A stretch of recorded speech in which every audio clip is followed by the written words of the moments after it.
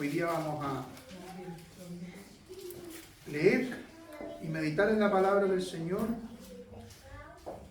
en este salmo completo, ¿ya? Le voy a dar lectura y luego vamos a tener una breve oración.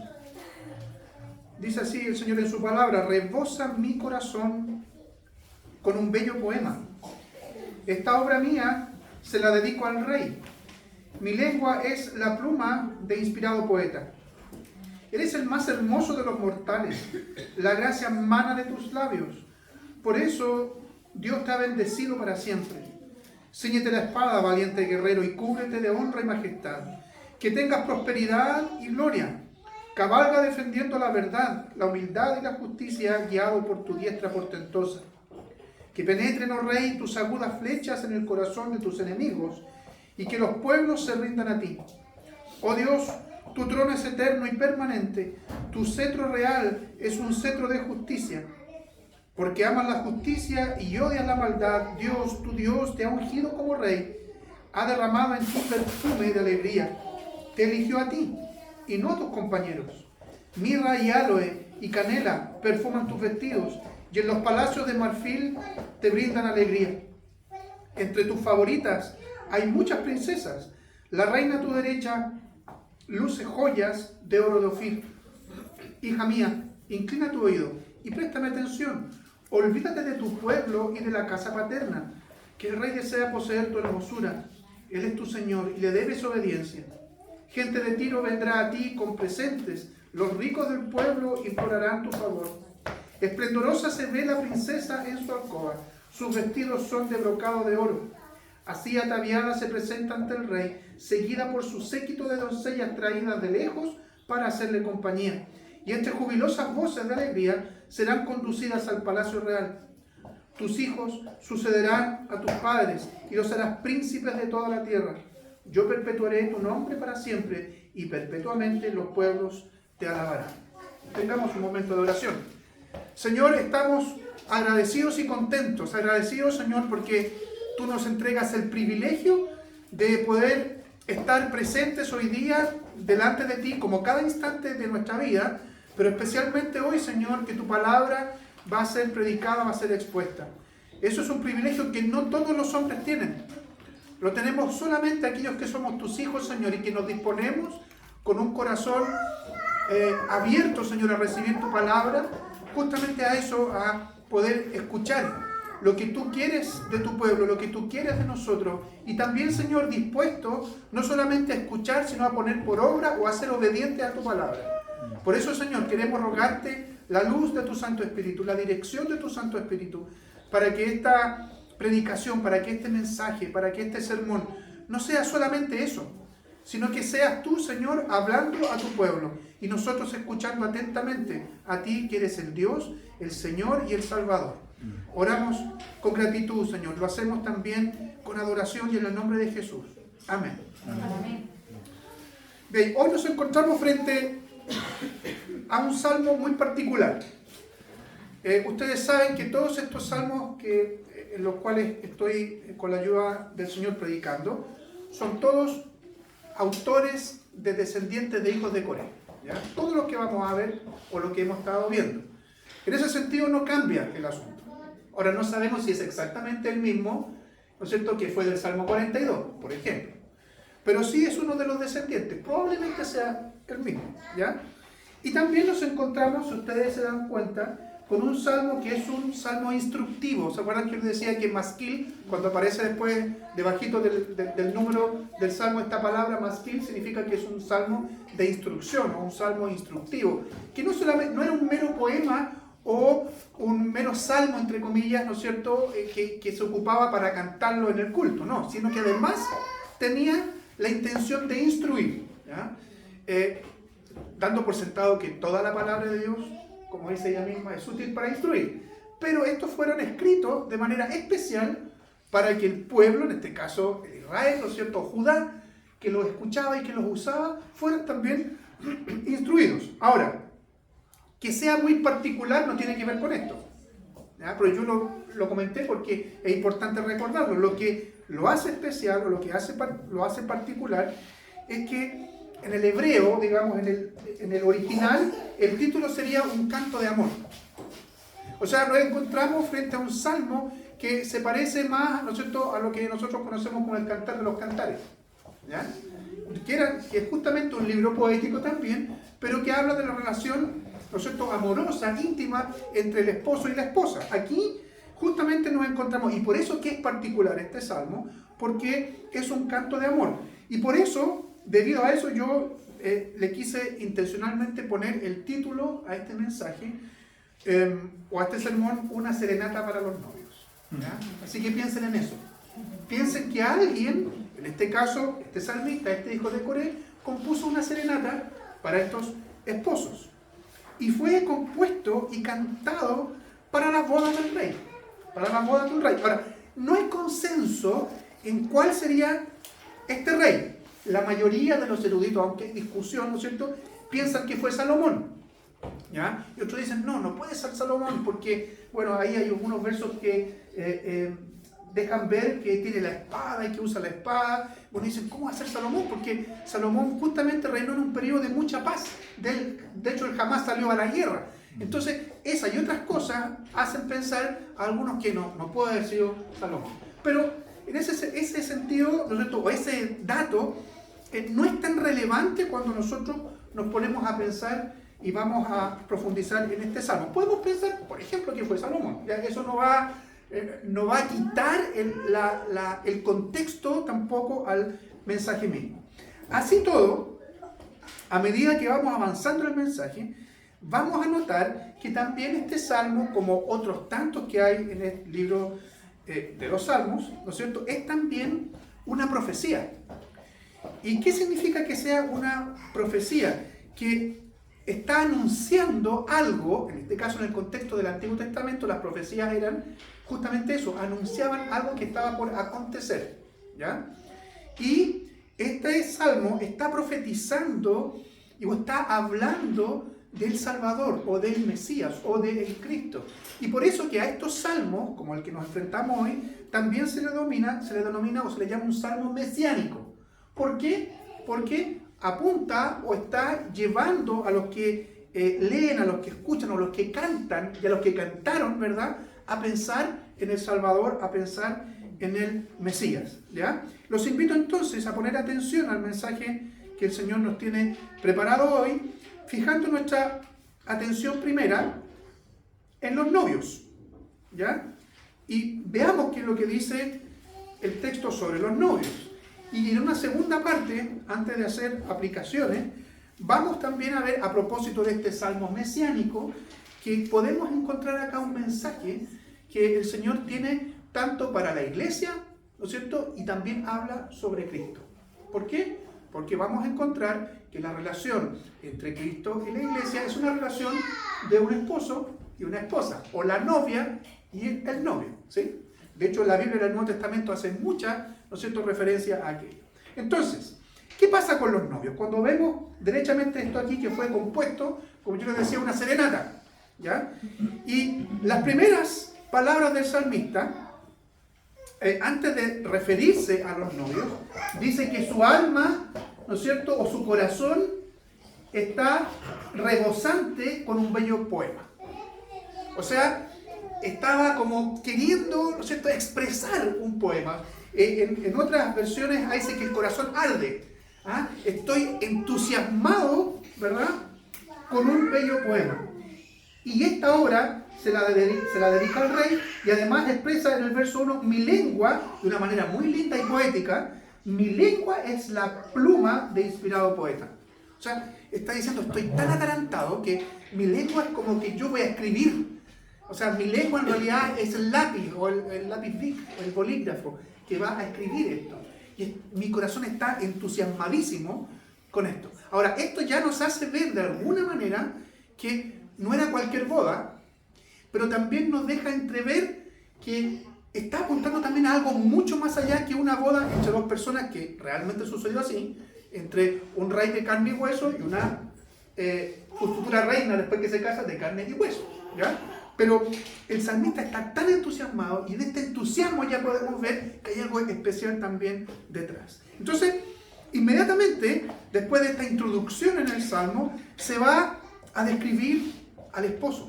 Pero no a describir cualquier cosa del esposo, ¿no es cierto?, que era el rey, sino que de la hermosura de este hombre. ¿Y qué es lo que hace? Cuando uno piensa de buenas a primeras, va a describir al esposo, va a decir que este tipo, ¿no es cierto?, mide 1,90 m, de ojos claros, y es moreno, tostadito, y tirado a rubio, ¿sí? Esos son generalmente los cánones de belleza que uno tiene, ¿verdad? O si estuviéramos en otro lugar, serían otros cánones de belleza. Pero fíjense que no se refiere a eso, sino que la hermosura, según el Salmo, y lo que exalta el salmista, está exaltando la hermosura y que destaca en el carácter de este hombre. Está exaltando el carácter del esposo. No hay una admiración por la belleza física. Ahora, es probable que también fuera, como decimos nosotros, encachado físicamente. Pero no apunta a eso el salmista. No apunta a esa la palabra del Señor. Sin embargo, la característica que hace hermoso al rey tiene que ver con sus virtudes de carácter. Y fíjense lo que dice el verso 2. Eres el más hermoso de los mortales. Y uno espera ahí. Va a hablar de su apariencia. ¿Y qué dice? La gracia mana de tus labios. Ahora, no nos confundamos aquí con la palabra gracia, porque nosotros leemos, sobre todo los que somos cristianos y canutos hace rato, escuchamos la palabra gracia o leemos la palabra gracia en la Biblia y viene al tiro el significado, ¿verdad?, que está envuelto en el Evangelio, que es algo un regalo, ¿verdad?, que alguien no merece. No, aquí está en su definición más sencilla. Es decir, la gracia emana de tus labios y esto te hace hermoso. ¿Por qué? Porque tú hablas y tu manera de hablar es atractiva. ¿Ya? Cuando viajamos el día viernes a Santiago, Berta hacía alusión a alguien, no me acuerdo quién, al papá del pololo de Sofita Guevara. Y decía que este señor justamente era así, porque su manera de hablar era tan hermosa, ¿no es cierto?, con las personas que hablaba. Entonces, esas personas, ¿no es cierto?, ese tipo de persona, en este caso de hombre, es el que está relatando o retratando el salmista. Que cuando habla, su manera de hablar, ¿verdad?, es atractiva, ¿no es cierto?, a uno lo cautiva y le gustaría que esa persona siguiera hablando. Entonces, además de esta gracia al hablar, dice más adelante el texto que este rey defiende la verdad, es humilde y busca la justicia. Dice, ama la justicia y odia la maldad.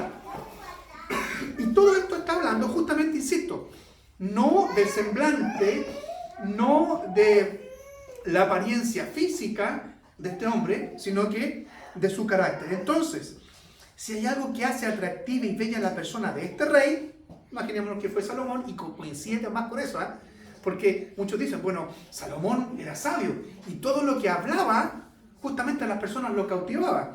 Entonces, si hay algo que hacía atractiva y bella a la persona de este rey, son estas cualidades. Y junto a esto, es capaz, según el texto, según el Salmo, de amedrentar a sus enemigos con el buen uso de las armas. Por eso que ahí en el verso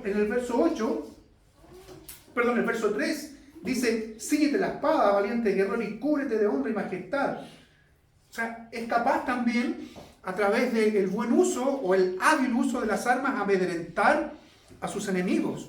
Su carácter, entonces, lo hace estar dispuesto a defender a los suyos, incluso arriesgando su vida.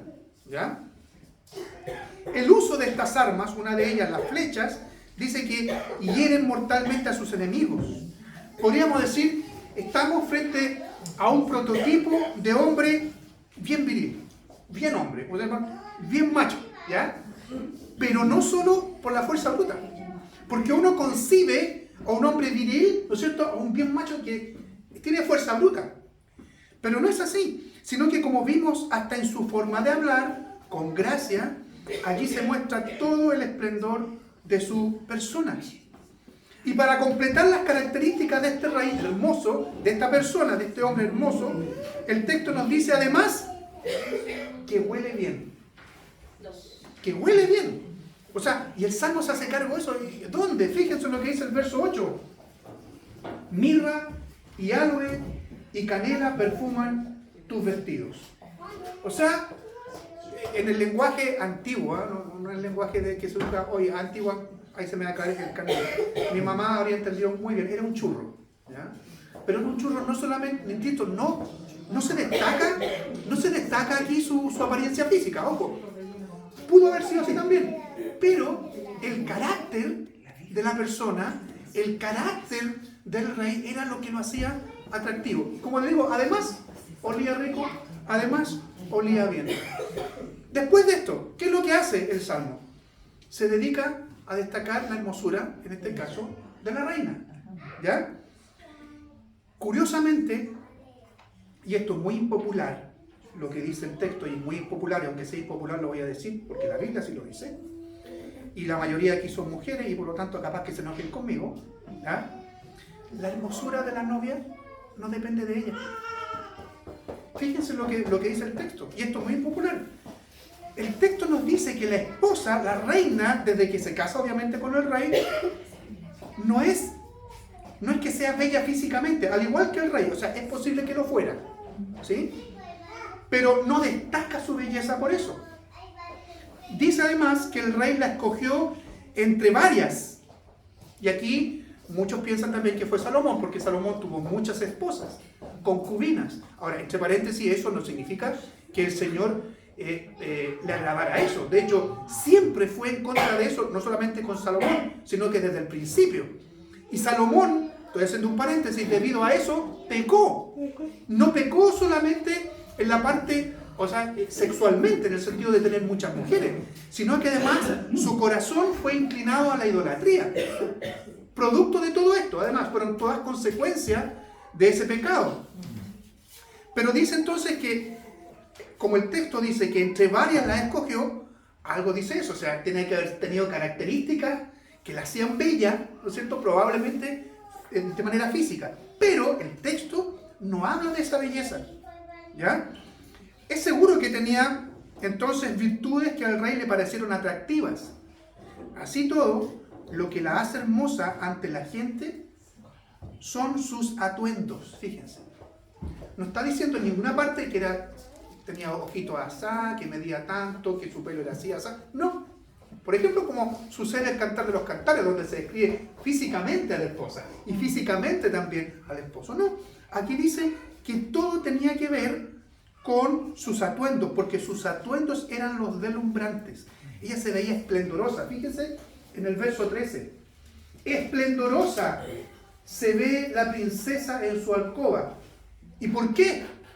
El mismo verso 13. Sus vestidos son de brocado de oro. Es decir, literalmente, sus vestidos tenían hilos de oro que habían sido tejidos. Y ahora ella fue vestida así gracias al rey. Es gracias a lo que el rey le proveyó, a lo que su esposo le proveyó, que ella se ve hermosa. Por eso les decía que no tenía que ver con ella misma, sino que gracias a lo que le entrega su esposo, lo que le entregó su marido, ella se veía esplendorosa. Y junto con esto, viene también algo que viene después, recomendaciones. El salmista se atreve a hacer recomendaciones a la esposa. Tiene palabras de consejo hacia esta reina esposa. Lo vemos en el verso 10. Préstame atención. Préstame atención, dice el verso 10. Lo voy a leer. Hija mía, inclina tu oído y préstame atención. Olvídate de tu pueblo y de la casa paterna. ¿Ya? Entonces, hasta aquí, el salmista exalta carácter, y ese carácter hace bello al rey. Exalta a la reina, ¿no es cierto? ¿Qué es lo que la hace bella? ¿Qué es lo que la hace esplendorosa? Su vestido, podemos decir su vestido de novia. La hace esplendorosa, la hace hermosa. Pero junto con eso, hay recomendaciones a la esposa. Préstame atención. Olvídate de tu pueblo y de la casa paterna.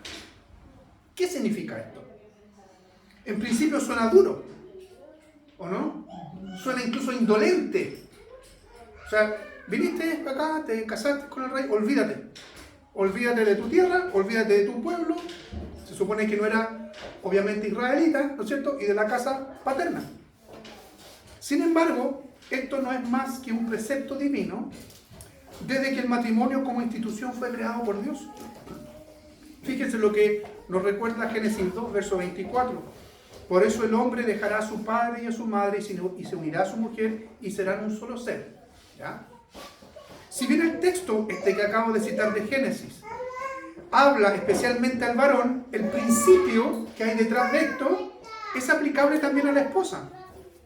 La idea aquí no es que el matrimonio separe a los hijos de los padres, porque hay muchos que pueden llegar a pensar, incluso enseñan eso, no. Tú saliste de la casa de tu papá, olvídate. Saliste de la casa de tu mamá, olvídate. No es que el matrimonio, insisto, separe a los hijos de los padres, porque eso sería contradictorio con las ordenanzas divinas. Por ejemplo, cuando leemos los 10 mandamientos, honra a tu padre y a tu madre. O sea, no se puede olvidar, y no se puede en este caso separar esa unión, sino que el principio que hay detrás es que, a pesar de que los hijos deben mantener una relación devota, una relación misericordiosa y de cuidado con los padres, es mucho menos lícito abandonar al esposo que a los padres. Ese es el principio. Es decir, ¿hay matrimonio? Bien. ¿Significa eso que debo olvidar y dejar de lado al papá? No, sino que dejar de lado o abandonar al esposo es, según la Escritura, menos lícito que abandonar a los padres. Es decir, el vínculo o pacto del matrimonio es mucho más fuerte que el vínculo entre padres e hijos. Por la misma razón, el salmista concluye en el verso 11. Dice que el rey desea poseer tu hermosura, él es tu Señor y le debes obediencia. Esto es muy impopular también. Hoy día, que le digan a la esposa, ¿no es cierto? Ahí está tu Señor y tú le debes obediencia. ¿Sí? ¿Cuántas esposas tratan como Señor a su esposo? ¿Cuántos esposos presentan a su esposa como su señora? Todos. ¿Sí? ¿O no? Mi señora. Y debiese ser al revés, según la Biblia. Mi señor esposo. Y eso indica justamente que en nuestra cultura muchas cosas se van tergiversando y se van trastocando. ¿Ya? Ahora, Señor en ninguna parte de la Biblia quiere decir que está por encima para aplastar, sino que es cabeza, sino que es líder, sino que es el cuidador. ¿Sí? Fíjense que yo cité eso a propósito, culturalmente, mi señora. ¿Ah? Nunca dicen mi esposa, sino que mi señora. ¿Ya? Paréntesis. Bueno, eso pasó con estos reyes, o con este rey y con esta esposa. Pero, ¿qué podemos descubrir aquí? ¿O qué se nos presenta en el texto con respecto al esposo Mesías, o al esposo Cristo, y a la esposa Iglesia? También aquí está la descripción de la hermosura del esposo. Así como el rey es admirado por sus cualidades de carácter, hay un mejor rey. Y si fuese Salomón, hay un mejor Salomón, que tampoco tiene hermosura física. Y sin embargo, su hermosura también radica en quién es y cómo es. Pastor, ¿usted está diciendo que el Mesías, el Cristo, no tenía hermosura física? Así es. Fíjense lo que nos dice la profecía de Isaías en el capítulo 53, hablando del Mesías. Verso 2. Profecía que decía así: lo veremos, pero sin atractivo alguno, para que más lo deseemos. Podríamos decir que la Escritura está diciendo que Jesucristo, en su apariencia física, era demasiado común. Nada destacaba físicamente en él. Más bien, este mejor Salomón, este mejor rey, si es que era Salomón el que describe el Salmo, él es toda verdad. Cristo es toda verdad. Este esposo, Cristo, este Mesías, es toda humildad, es toda justicia. Ciertamente este rey que está profetizado también en el Salmo, el Cristo en todo lo que hablaba expresaba gracia. Es decir, era atractivo en lo que decía. ¿De dónde sacamos esto? ¿Es una idea? O sea, podría decir alguien sin lugar a dudas que como era hombre y Dios, en ese sentido tiene que haber sido así. Pero la palabra del Señor nos lo manifiesta de manera explícita. ¿Dónde? Fíjense lo que nos recuerda el Evangelio de Juan, capítulo 7, versos 45 al 47. Habían sido enviados guardias para apresar a Jesús. ¿Y quiénes lo habían enviado? Los fariseos. Y los enviaron. Y los guardias llegan de vuelta delante de los fariseos sin Jesús. ¿Y qué dicen los guardias? Los guardias fueron donde estaban los principales sacerdotes y los fariseos, y estos le dijeron: ¿por qué no lo han traído? Los guardias respondieron: nunca antes alguien ha hablado como este hombre. Pero los fariseos le respondieron: ¿también ustedes han sido engañados? ¿Se fijan? ¿Qué es lo que los fariseos conocían a Jesús? Lo habían escuchado hablar y decían: este hombre, ¿cómo habla? Engaña a la gente. Es lo que nosotros conocemos vulgarmente como: este tipo tiene el don de la palabra, ¿ah? Tiene el don de la labia. Bueno, Cristo era eso y mucho más. Tanto así que aquellos policías que fueron enviados con la misión de tomarlo preso, no lo tomaron preso porque la manera de hablar de Cristo los dejó cautivados. Y esa fue la expresión o la explicación que dieron. Cristo entonces, como esposo y rey, también usa una espada. Aquí se describe una espada: cíñete la espada. Y Cristo usa una espada, pero no una de hierro. Sin embargo, es más poderosa que una de hierro. Y su palabra es la espada. Y dice la Escritura que esa espada es más cortante que cualquier espada porque no corta la carne. Entonces, ¿cómo es más poderosa? No, sino que corta hasta lo más profundo del alma, dice la Escritura. Sus cualidades son únicas, porque esa misma espada tiene capacidad de herir para sanar y salvar, y de herir para matar y condenar. Y de hecho acá el texto dice que tus flechas, ¿no es cierto?, hieren a tus enemigos.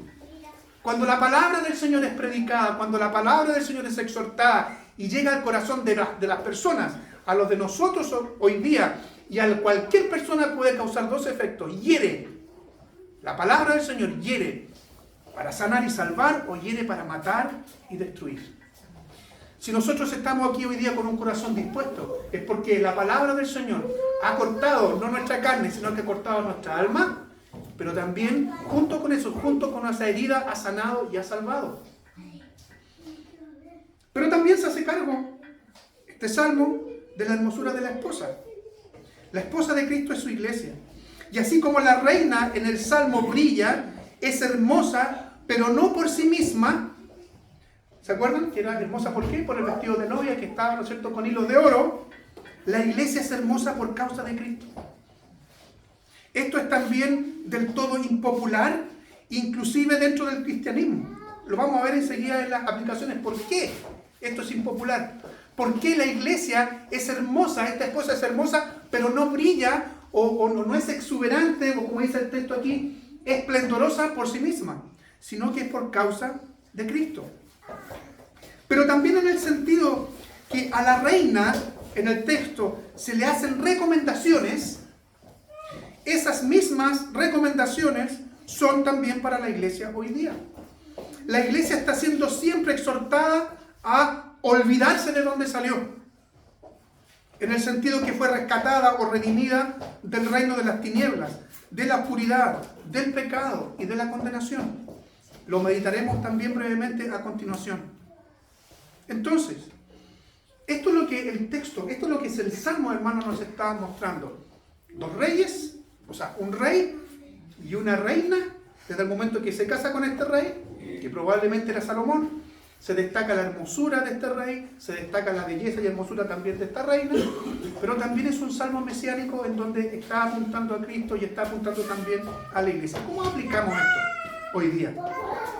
La belleza de nuestro Señor es algo de lo cual podemos y debemos admirarnos y alegrarnos. Hoy día no lo cantamos, pero recurrentemente cantamos el salmo que dice, no sé si está en las carpetas, glorioso Cristo. ¿Cierto? Y dice allí, Cristo es más bello, Cristo es más puro, ¿no es cierto? O sea, de todo lo creado, dice, podemos ver toda la creación, pero si comparamos la creación con Cristo, Cristo es más bello. Glorioso Cristo se llama el himno. Y nosotros debemos y podemos admirarnos y alegrarnos en la belleza de nuestro Señor. Su belleza no radica, como ya vimos, en sus rasgos físicos. Hoy día Cristo está en cuerpo y alma. ¿Dónde sentado? Leemos el credo apostólico, a la diestra de Dios Padre, ¿no es cierto? Y la belleza de Cristo, ese glorioso Cristo, y que Cristo es más bello, no tiene que ver con sus rasgos físicos. Cuando usted cante glorioso Cristo, no piense en eso. Piense en el carácter de Cristo. Piense en que toda la Escritura resalta su carácter, cómo es Él, cómo se comporta Él en las distintas situaciones, en su perfección, en su santidad, en su bondad, en su justicia, en su verdad y humildad. Por otro lado, la belleza de su esposa, la iglesia, nosotros, como recién les contaba, no está dada por algo en nosotros, sino que está dada esa belleza de lo que Él nos da o por lo que Él nos da. Y esa belleza no está aún, esa es la belleza de la iglesia en su plenitud. O sea, Cristo mira a la iglesia, nos mira a nosotros, nos mira en conjunto y la encuentra bella.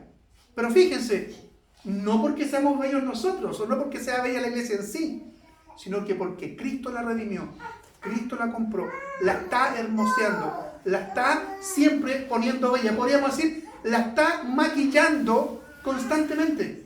¿Para qué? Para que se vea esplendorosa. Pero ese esplendor de la iglesia no está aún en su plenitud.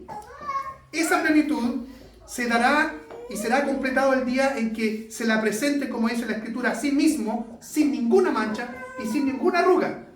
Y esto no tiene que ver con los vestidos, que sí está hablando, podríamos decir allí, ¿no es cierto?, también de una manera poética, sino que esa mancha y arruga tiene que ver con el carácter de la iglesia.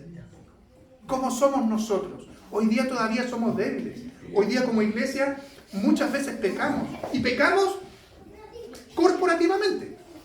Porque alguien puede decir, sí, pero los pecados son personales. Pero muchas veces, queridos, la iglesia peca corporativamente. Todas las virtudes entonces que tiene la iglesia en general y en los cristianos en particular son producto de lo que Dios ha otorgado. Esa ciudad, como dice la Escritura, sentada sobre un monte que no se puede esconder, está allí y la gente la mira, los pueblos, las naciones miran a la iglesia. La pregunta que tenemos que comenzar a hacer es ¿cómo la ve el mundo? ¿Cómo la ve la sociedad que no es cristiana? ¿Ve una iglesia gloriosa? ¿Ve una iglesia esplendorosa? ¿Ve una iglesia radiante? Por otro lado, se habla de la iglesia como esa luz que brilla y se debe poner en alto para que alumbre la casa. ¿Tiene que ver primero entonces aquí con la luz nuestra? No, sino que Cristo y su luz, porque Él mismo se refirió a Él como luz. Y nosotros estamos encargados ¿de qué? De reflejar aquella luz. De que esa luz rebote. Y de que esa luz alumbre a todo lugar. Y por último, hermanos, está la recomendación o la exhortación a la esposa que está en este salmo y que es para nosotros también hoy. Debemos continuamente luchar con no anhelar nuestra vida pasada. Eso es lo que dice el texto, es lo que decía el salmista directamente a esta reina que se casó, a esta reina de carne y hueso. ¿Ya? Cuando le dice olvídate, en el verso... Oh, se me fue. ¿Verso 8? No. 10. La segunda parte. Olvídate de tu pueblo y de la casa paterna. ¿Cómo podemos aplicar esto a nosotros hoy? La iglesia tiene que estar luchando, como decía, continuamente con no anhelar la vida pasada. Olvídate de eso. Y esto ha sido siempre una lucha del pueblo de Dios. Siempre. Incluso en la iglesia en el Antiguo Testamento, que era el pueblo de Israel. ¿Saben de qué me acordé? Me acordé cuando recién había salido, recién entre comillas, meses, había salido el pueblo de Israel de Egipto. ¿Y qué dijeron los israelitas? En Éxodo allí, capítulo 16, en el día 15 del mes segundo, o sea, 2 meses y medio en nuestro contexto, ¿ya? Día 15 del mes segundo, después de su salida de Egipto, toda la congregación, la iglesia en el Antiguo Testamento, el pueblo de Israel, toda la congregación de los hijos de Israel, partió de Elim y se dirigió al desierto de Sin, que está entre Elim y Sinaí. Y allí en el desierto, todos ellos murmuraron contra Moisés y Aarón y le reclamaron: fíjense, mejor nos hubiéramos muerto en la tierra de Egipto a manos del Señor. O sea, habían sido recién rescatados, como dice el texto, con mano poderosa, con brazo extendido. Habían sido muertos los primogénitos de Egipto. Pasaron el mar en seco. Y ellos estaban diciendo, reclamando: oye, estamos en el desierto, nos va a hacer falta comida. Y resulta que allá teníamos, ¿no es cierto?, ollas de carne, dice. Allá nos sentábamos junto a las ollas de carne y comíamos pan hasta saciarnos. Deberíamos haber muerto allá. ¿Ya? Ustedes le reclaman a Moisés y Aarón: ustedes nos han sacado a este desierto para matarnos de hambre a todos nosotros. Las protestas, ¿no es cierto?, como le dicen muchos los octubristas, no eran de este tiempo, existían en ese también. ¿Ya? ¿Se acuerdan los reclamos por lo que eran? No quiero entrar en temas peliagudos políticamente, pero esto es calcado. Es calcado. Oye, allá teníamos comida. El Señor nos sacó de allá, devuélvenos. Y más adelante, el Señor le dice: Moisés, no te preocupes. Entre comillas, Moisés estaba muy preocupado. En realidad no están reclamándote a ti, me están reclamando a mí. ¿Ya? Entonces, hermanos, esto es justamente lo que la iglesia hasta el día de hoy tiene que luchar. Olvidarse de dónde fuimos sacados. Ellos fueron sacados de Egipto. Y dice acá la Escritura: olvídate, esposa, de tu pueblo y de la casa paterna. Olvídate de donde el Señor te sacó y te rescató. Hoy día estás en un lugar glorioso. Estás en los caminos del Señor. Eres parte del pueblo de Dios. Y fíjense lo que nos dice Efesios, capítulo 4. Voy a leer aquí. Ustedes pueden seguir también allí, si es que tienen la Biblia, ojalá que la tengan. Para eso la Biblia. Efesios capítulo 4. Voy a leer los versos 17 en adelante.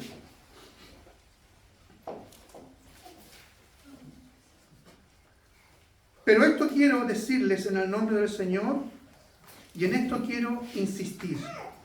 No vivan ya como la gente sin Dios que vive de acuerdo a su mente vacía.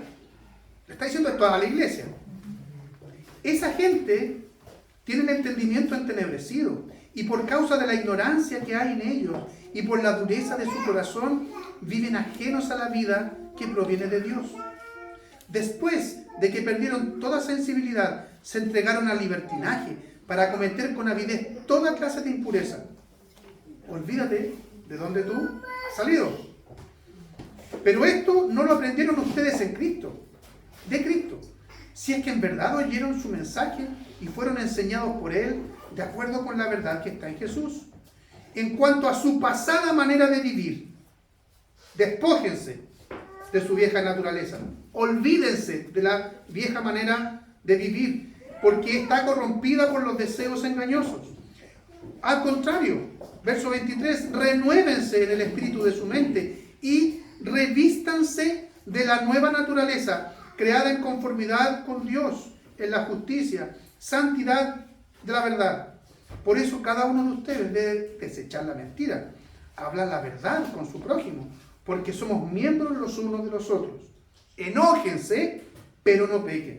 Reconcíliense antes de que el sol se ponga y no den lugar al diablo. El que antes robaba, que no vuelva a robar. Al contrario, que trabaje y que use sus manos para el bien, a fin de que pueda compartir algo con quien traiga alguna necesidad.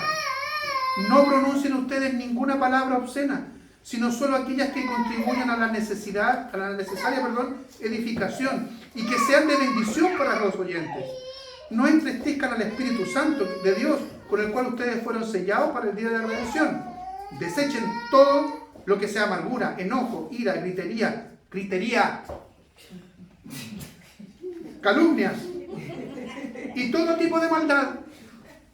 En vez de eso, sean bondadosos, misericordiosos y perdónense unos a otros, así como también Dios los perdonó a ustedes en Cristo Jesús.